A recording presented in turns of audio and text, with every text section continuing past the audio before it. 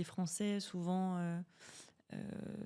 souvent quand je fais des conférences pour présenter la hausse ou présenter l'association pour une levée de fonds, la question qui revient souvent, c'est mais pourquoi pas aider la France? Souvent, et ce que j'entends, en tout cas, moi, si j'ai créé ce projet-là au Laos, c'est parce qu'il y avait une demande. Ça aurait été dans un autre pays, ça aurait été un autre pays, mais c'était ce pays-là à ce moment-là. Donc, moi, j'ai dû investir de l'argent que j'avais de mes anciens boulots en Australie, un peu partout.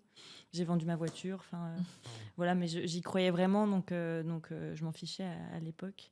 Et après, une fois que le projet a été mis en route, c'est plus facile, tu es plus crédible quand tu as quelque chose qui fonctionne, quand il y a des enfants, les gens ont vu des photos de l'école et tout. Et aujourd'hui, on a une certaine crédibilité maintenant au Laos, ça fait 7 ans. On travaille avec le gouvernement, on travaille avec d'autres grosses ONG qui sont reconnues aussi. On a fait un court-métrage, on est dispo sur un peu YouTube. médiatisé aussi, donc c'est chouette, ça nous aide à apporter un peu plus de crédibilité à nos actions. Et maintenant, les fonds viennent de différents biais, des fondations, associations, des entreprises, parce les entreprises peuvent déduire 60% de leurs impôts, donc c'est avantageux.